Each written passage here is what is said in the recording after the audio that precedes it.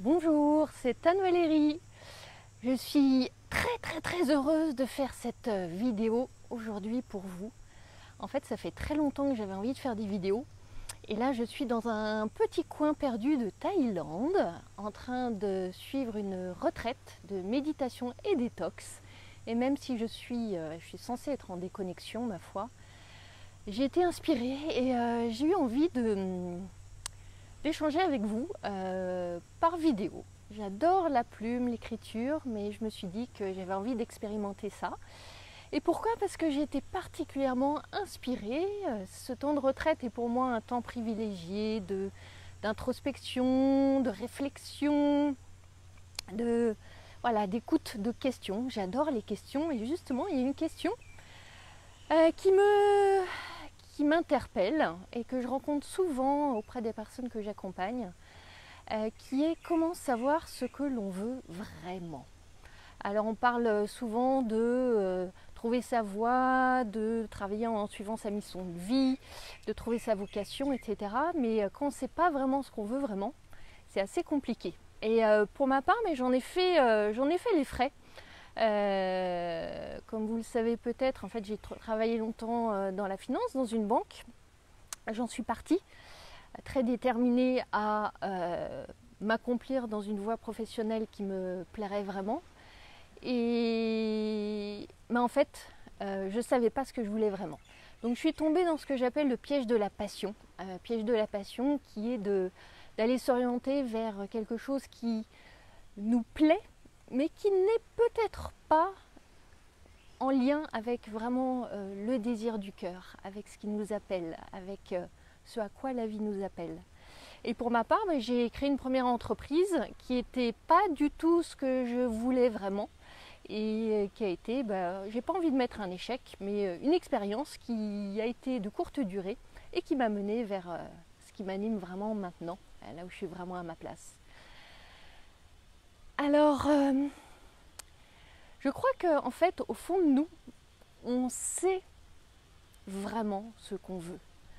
Dans notre cœur habite un désir profond, un désir vivant, qui est toujours là, qui a envie de se manifester, mais qui est souvent étouffé par une voix, la voix de l'ego. Ce fameux ego qui a envie de nous protéger, qui a envie de nous garder dans nos routines, qui a envie qu'on reste bien dans nos habitudes, qui veut surtout pas qu'on parte dans la grande aventure de la vie. Et pour nous empêcher d'aller vers le désir de notre cœur, qu'est-ce qu'il le fait? Il brandit des peurs, des grandes peurs. Et je crois qu'il y a 3 grandes peurs en fait qui nous empêchent d'aller vers ce qu'on veut vraiment, d'écouter le désir de notre cœur. Il y a d'abord une peur qui est peur de ne pas mériter, peur de ne pas être assez. Pas assez intelligente, pas assez jeune, pas assez vieille, pas assez diplômée, pas assez brillante, pas assez plein de choses. Ça, je connais bien ces peurs-là. Et elles sont assez insidieuses parce qu'elles sont souvent ancrées très profond en nous. La peur de pas mériter ou alors de mériter mais pour plus tard, c'est pas maintenant. C'est pas maintenant que je peux écouter ce que j'ai vraiment envie de faire, ça sera plus tard. Quand j'aurai fait ceci, quand je serai cela. Ça, c'est la première peur. La seconde peur, c'est la peur de l'échec. Si je vais vraiment vers ce qui m'appelle, ce qui m'anime, ce qui me fait vibrer, et si je ratais? Et si c'était un échec cuisant? Et si, une fois encore, j'étais pas à la hauteur, etc. Le problème avec l'échec, c'est que l'échec, il est palpable. On peut facilement voir comment il se manifeste. C'est la fin d'une aventure, c'est un projet qui s'écroule, c'est l'argent qui ne rentre pas. Et le succès est plus difficile à définir. Le succès, il est subtil, il est selon nos propres normes, il dépend de plein de critères. Donc souvent, l'échec a plus de facilité en fait à s'imposer plutôt que le critère du succès. Donc c'est vraiment intéressant de se pencher sur c'est quoi le succès pour moi et comment est-ce que je saurais que j'ai réussi. Et sachant qu'évidemment les critères sont mouvants et bougent au fil de notre vie. La troisième peur, c'est une peur terrible, c'est la peur du jugement des autres. Si je vais vraiment vers l'élan de mon cœur, qu'est-ce qu'on va penser de moi? Comment je vais être jugée? Est-ce que je vais être toujours acceptée? Est-ce que je vais être toujours aimée? C'est une peur très amplement partagée et qui souvent nous freine, nous met des bâtons dans les roues.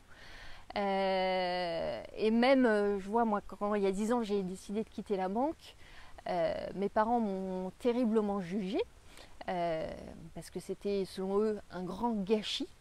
Et pour autant, j'ai franchi cette peur. Et comme toutes les peurs, c'est en fait en les surmontant qu'on gagne en confiance. Alors, une fois qu'on a appris peut-être à faire face à la peur, à l'apprivoiser, à l'amadouer, comment se mettre vraiment à l'écoute de la voix du cœur, de la voix de ce qu'on aime, de la voix qui nous anime. La première chose, c'est gagner de la clarté. Et gagner de la clarté, c'est réussir à discerner entre la voix de l'ego et la voix du cœur. Et cette clarté, eh bien, elle se gagne dans le silence, dans l'intériorité, dans le calme, dans des moments comme je vis cette semaine, en retraite, mais pas besoin d'être en retraite, 5 minutes de silence, d'introspection peuvent suffire pour sentir. Il s'agit de ressentir si c'est la voix de l'ego qui brandit des peurs ou si c'est la voix du cœur où se trouve la joie. Et la joie est alors une magnifique boussole pour aller vers l'élan du cœur. Ensuite, la deuxième clé, la deuxième étape pour écouter et se mettre au diapason de ce qu'on veut vraiment, je pense qu'il y a quelque chose qui relève de la confiance. Avoir confiance en soi et confiance en la vie. Alors confiance en soi, ça revient à voir, à ouvrir grand les yeux sur le fait que vous êtes, je suis, nous sommes toutes extraordinaires dans notre singularité, dans notre beauté, nos imperfections aussi. On a toutes et tous un magnifique génie intérieur qui ne demande qu'à briller. Donc, pour commencer à le voir, il faut juste commencer à ouvrir la boîte. Et petit à petit, par ce rayonnement, on gagne confiance. Et confiance en la vie, parce que je suis convaincue que quand on commence à faire un pas, puis un autre, vers nos désirs profonds, la vie nous aide, elle nous soutient, elle nous envoie des opportunités, des signes, des rencontres, tout ce qui peut nous aider à continuer à avancer. Donc, mais il faut commencer à lui donner notre confiance en premier lieu. Et puis, troisième clé, c'est l'action. Je suis une fervente partisane de l'action. Alors pas forcément aller gravir tout de suite la montagne, mais la stratégie des petits pas. Et puis ça peut commencer par faire comme si.